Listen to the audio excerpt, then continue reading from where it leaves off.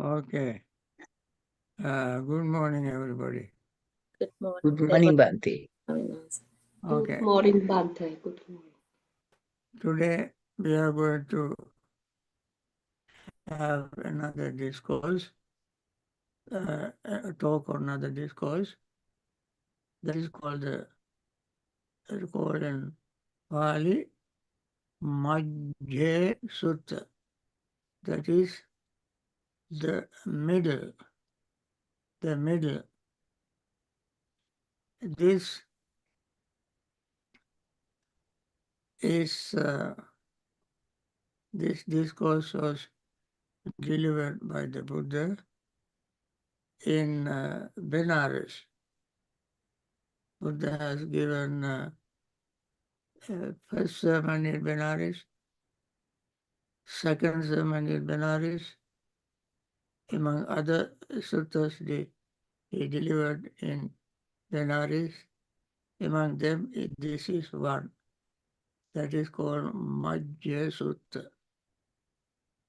So it is said that when the Buddha was there,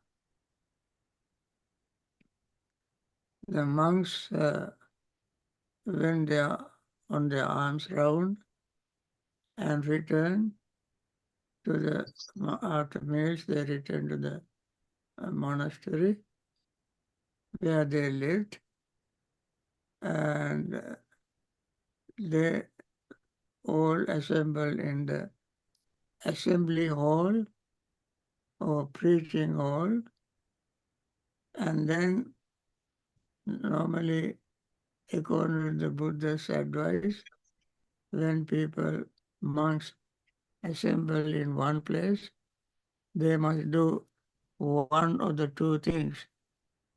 One is observing noble silence, or the other is discussing Dhamma. No any other gossips, talks. So these are the two things Buddha asked monks to do. So these monks, after meals, when they assembled in the Dhamma hall, they started talking on very important Dhamma question. That was the discourse Buddha delivered somewhere else. That is in Sutta Nipata. Sutta Nipata belong to minor discourses called Khuddaka Nikaya. That section that has 17 books, one of them is called Sutta Nipata. In that, there's a chapter called Parayana Vagga. Parayana means attaining liberation, going beyond mundane level. In that, there are many stanzas. One of them is answer to questions. One learned disciple of famous monk, ascetic, his name is Metteya. He asked the Buddha a question, and in answering the question, Buddha gave a sermon. His question was, what is the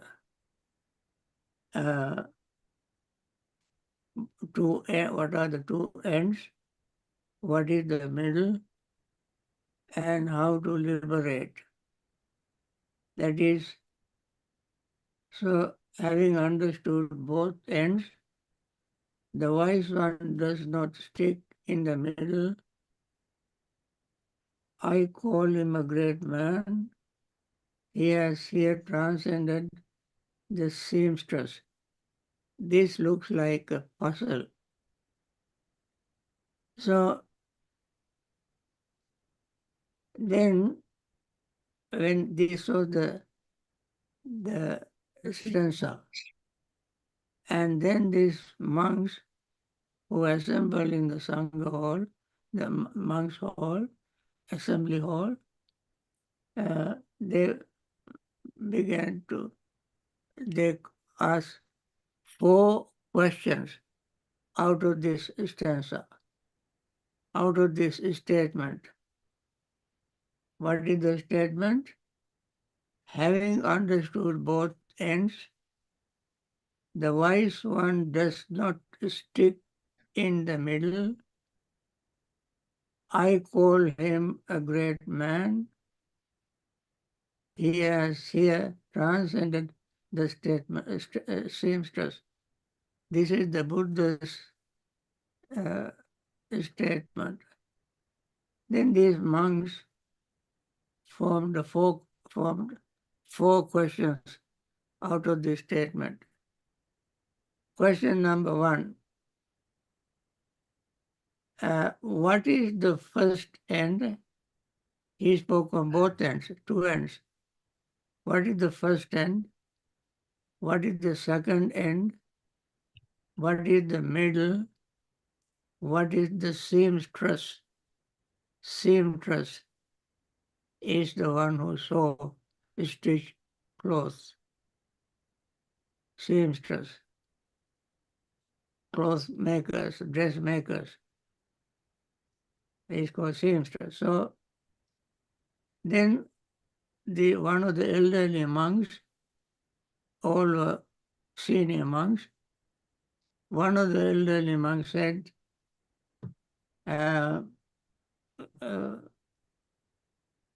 for the contact friends is one end, contact. Arising of contact is the second end. The cessation of contact is the third end. The craving is the seamstress. That is the cessation of the contact is the middle, and craving is the seamstress. So his explanation was contact is the first end, arising of contact is the second end, the cessation of the contact is the middle, and craving is the seamstress. And because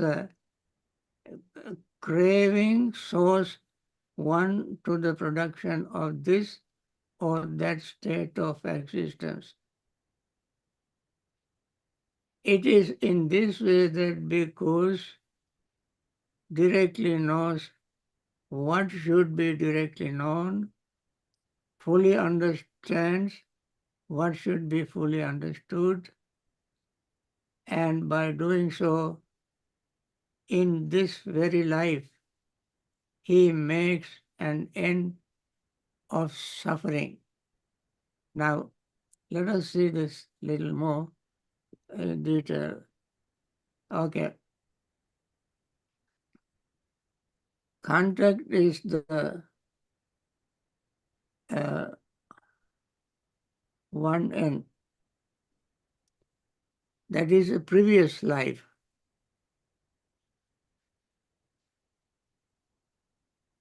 And the arising of contact is this life. And the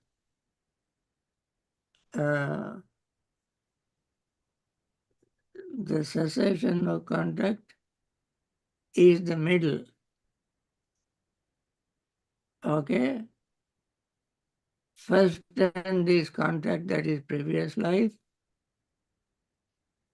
Second end of contact is this life, that is arising of contact is this life. According to previous karma, this life arises. Arising of contact is the second, that is this life. The cessation of contact is the middle. That means in this very life, we have to cease. And craving is the same stress. Previous life, future life, this life, all are joined, connected with the same stress, the desire.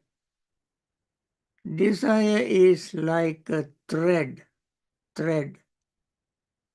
When you sew two pieces of cloth together, it is very... These days you can understand this simile better because of a sewing machine. When you have a sewing machine, there is one thread you can see on the top. Other thread is going under through the shuttle. And when the needle goes down, it makes a loop. And then the thread under goes through the loop. And then the needle comes up and then goes to the another hole and then makes another loop. Like that, two threads are together, but all together, there's when they join two pieces, this is how we join. The seamstress is the joining middle thread. Middle thread is the contact or craving of contact.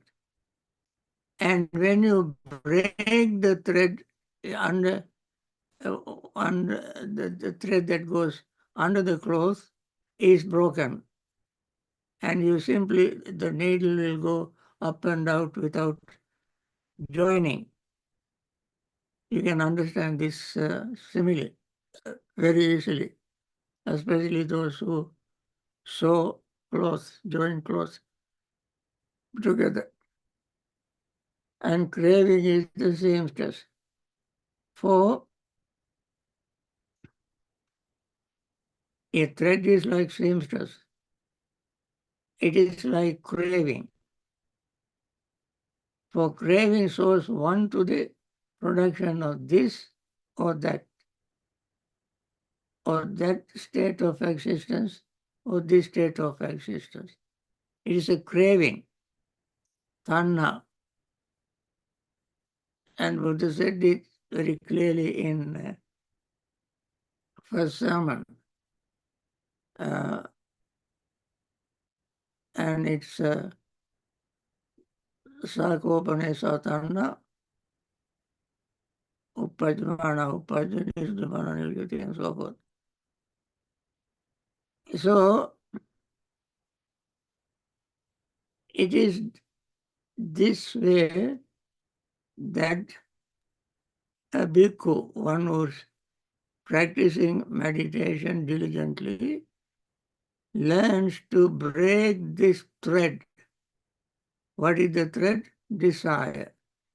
Learns to break the desire, sever it. And the bhikkhu directly knows what should be directly known. What should be directly known is suffering. And what should be fully understand,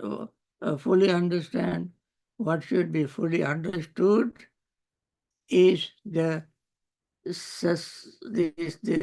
origin of suffering. He understands suffering, the origin of suffering. Suffering is one end. Origin of suffering is this life, second end.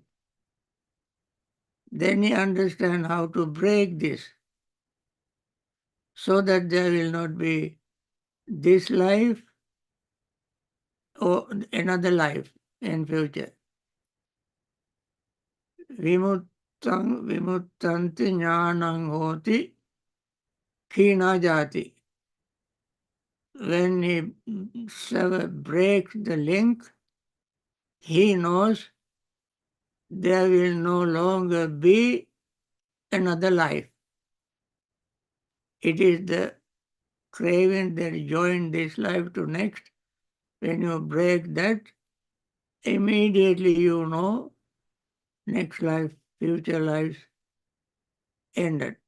Is not there. Will not happen again. So,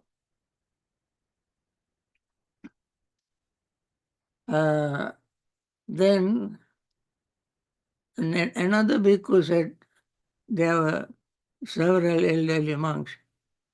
Another monk said, past friends is one end, the future is second end, present is in the middle, craving is the seamstress. First monk said contact was the first end, erasing of contact second end, ending of the second end, the seamstress is the middle. Now this monk said past is one end, previous life is one end, the future life is second end, this present is the middle, and craving is the seamstress. Now take 3 pieces of cloth. For instance, 3 pieces of sticks, all joined with one thread. Previous life, present life, and future life. 3 lives. All joined together with one thread. What is that thread? Again, seems craving. Craving.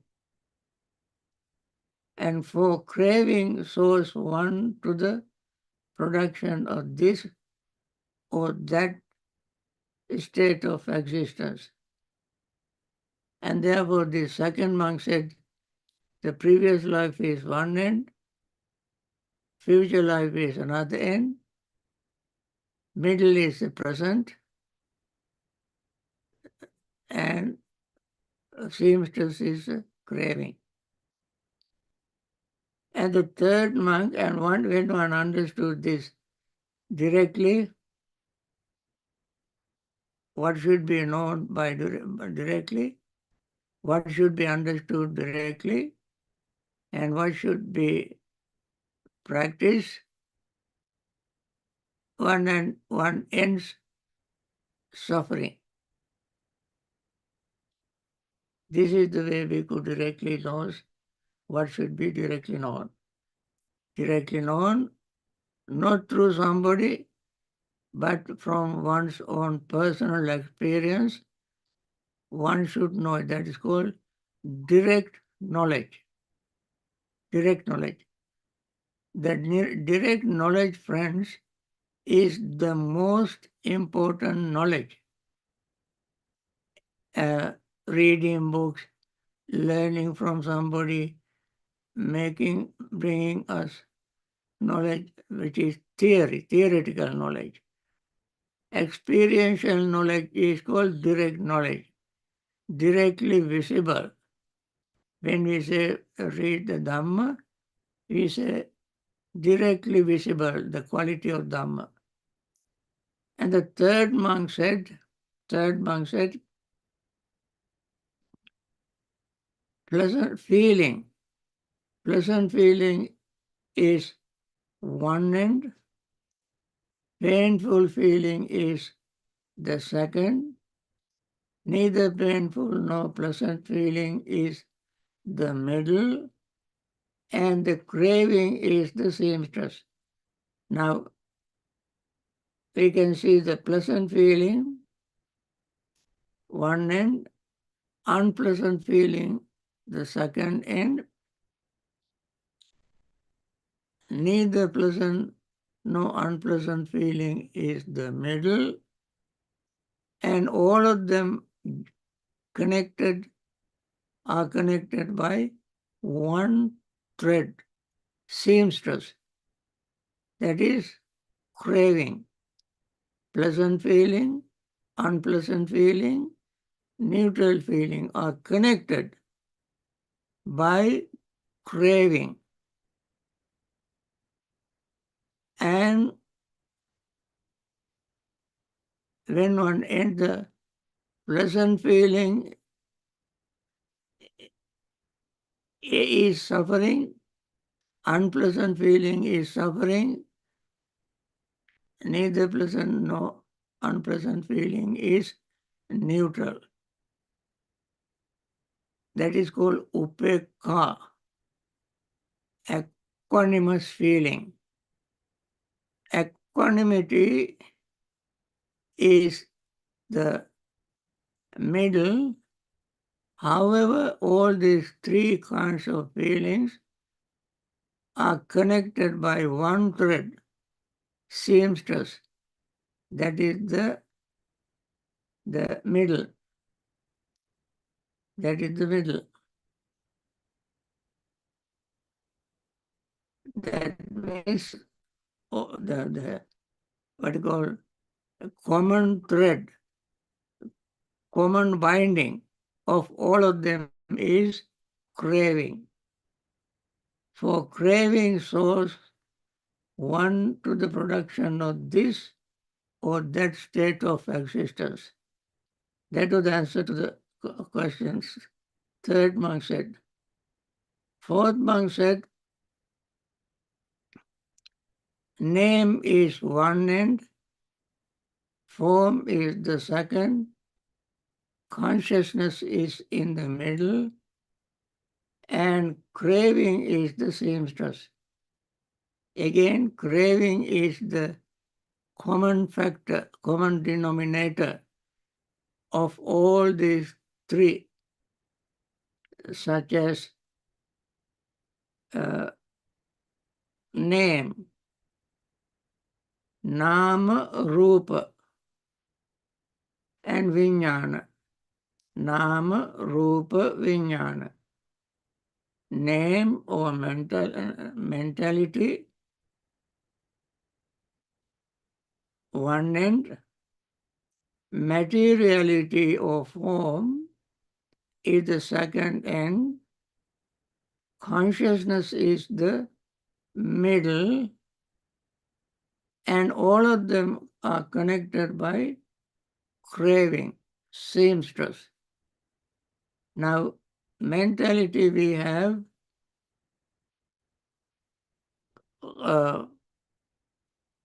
contact, feeling,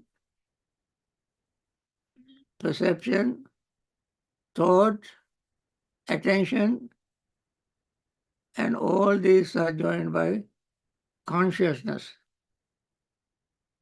And however, mentality is these five. In Pali, Passa, Vedana, Sanya, Chetana, Manasikara. Contact, feeling, perception, thought, and attention. All these five together are called mentality. Form is the second. Form is the finest material aspect of our life. That is Patavi, Apo, Tejo, Vayu, Varna, Gandha, Rasa, Oja. Earth element, water element, fire element, air element, color, smell, taste, and nutrients, all these 8 together are called materiality. Now they don't exist by themselves without consciousness, and therefore consciousness is called middle. And all of them join together by the same stress, craving, mentality, materiality, consciousness, all join together by craving. And says it's for craving source one to the production of this or that state of existence. And then the 5th monk said the 6 internal bases are the first end, 6 external bases are the second end, consciousness is the middle, and craving is the seamstress. So remember all of them answering the same 4 questions. What is the middle? What is the first? What is the second? What is the middle? What is the end?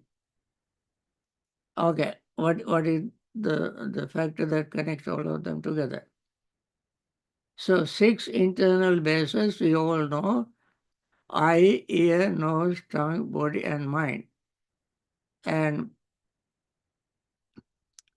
the 6 external bases are form, sound, smell, taste, touch, and mind object. These are external sense bases. And that is the second. Third is consciousness. What is the consciousness? Eye consciousness. That is consciousness arising through the eye, through the ear, through nose, through tongue, through body, through mind. It's called mano vinyana, mind consciousness. And this consciousness is the middle. So 6 internal bases, 6 external bases, 6 consciousness, and craving is the seamstress. All of them agreed the seamstress is craving. Seamstress is craving. And because the craving connects one with the other, craving is the seamstress. Craving source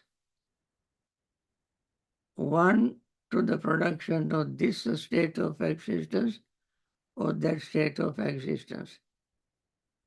Then the 6th month, last month, there were 6 monks. Last monk said, a personal existence is the first end. Origin of personal existence is the second end. Cessation of personal existence is the middle, and craving is seamstress. What is personal existence? Sakkaya. Sakkaya. Remember, Sakkaya is a view. You remember Sakkaya? Ditti. We learn there are 3 fetters that we destroy when we attain the stream entry. One of them is Sakkaya Ditti, personal existence.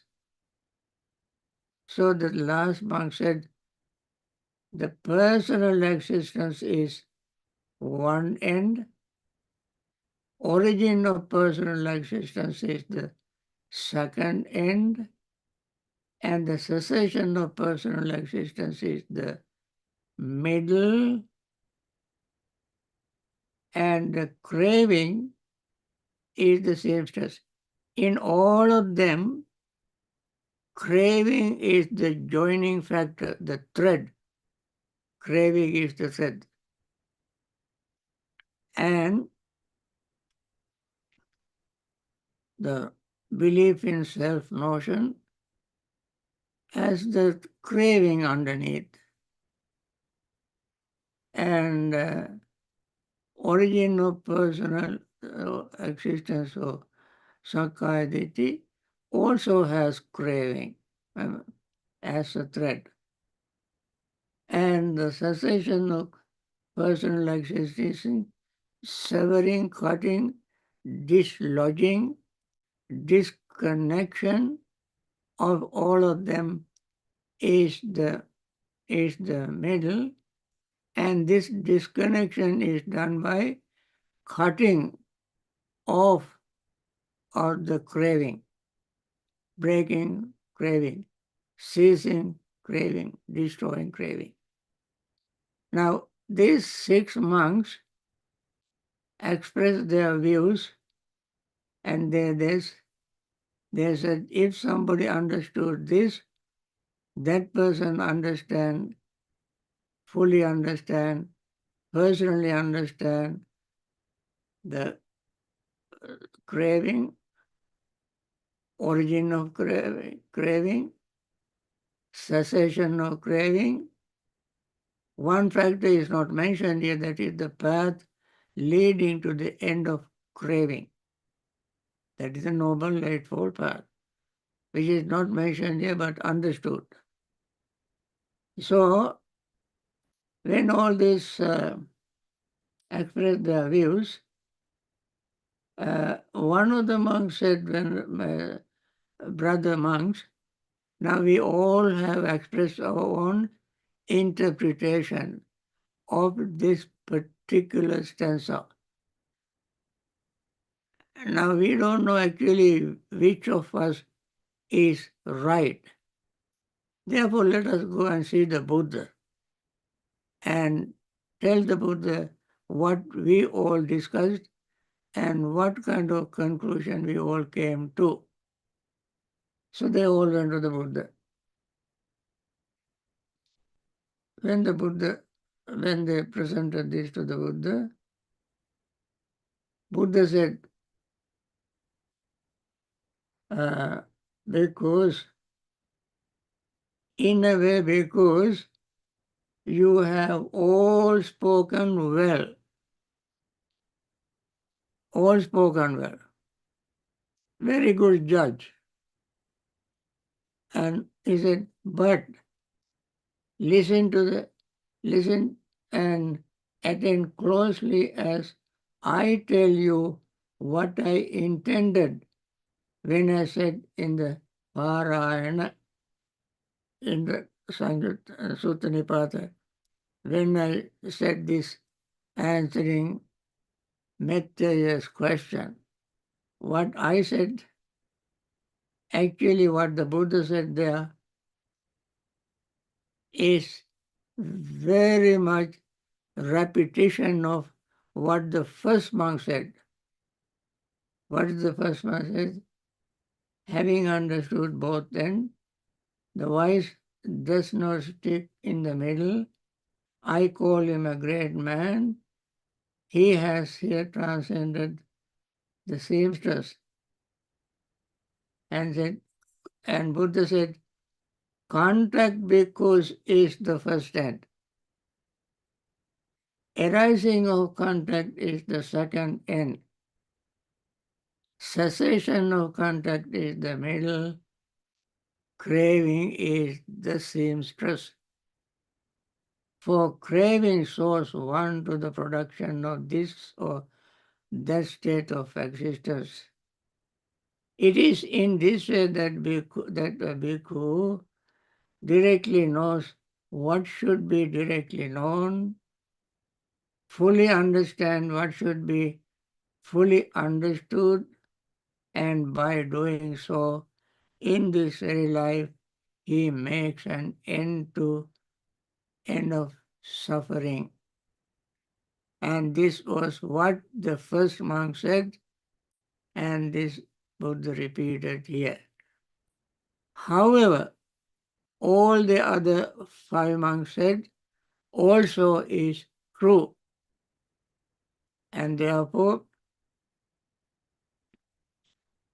Buddha agreed with all of them, even though he expressed what the first monk said, and others also are true according to their own understanding. This is a very profound teaching, and it may be very helpful for all of us to remember this and try to put them into practice, understand them very clearly, make it personally realizable Dhamma. Pacchattam veditabba vinyuhi. Wise individual understand the Dhamma by themselves. Friends, with this, I like to end this session and have meditation. We have almost 25 minutes.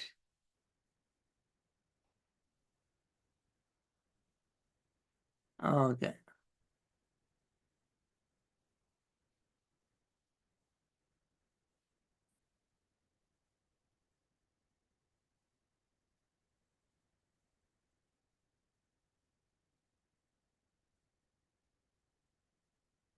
All right.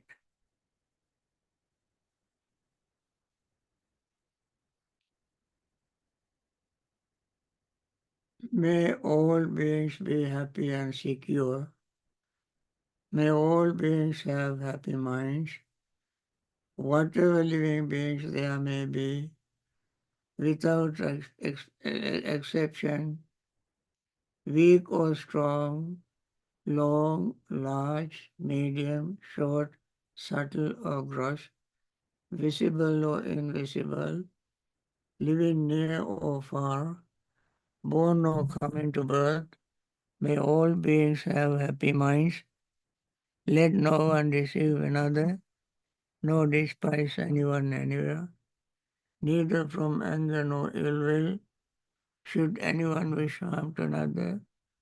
As a mother would risk her own life to protect her only child, even so, towards all living beings, one should cultivate a boundless heart. One should cultivate for all the world a heart of boundless loving friendliness, above, below, and all around, unobstructed, without hatred or resentment, whether standing, walking, sitting, lying down, or whenever awake. One should develop this mindfulness. This is called divinely dwelling here, not falling into erroneous views, but virtuous and endowed with vision, removing desire for sensual pleasures. One comes never again to birth in the womb. With this, let us meditate.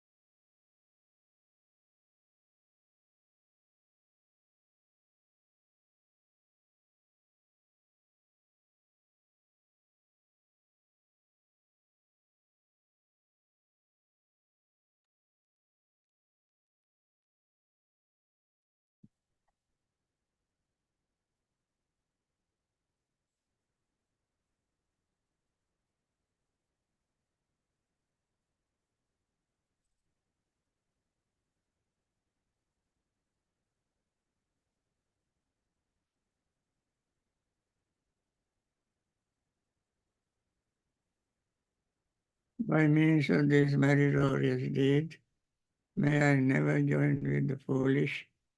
May I join always with the wise until the time I attain Nibbana. May the suffering be free from suffering. May the fear-struck be free from fear. May the grieving be free from grief. So too may all beings be.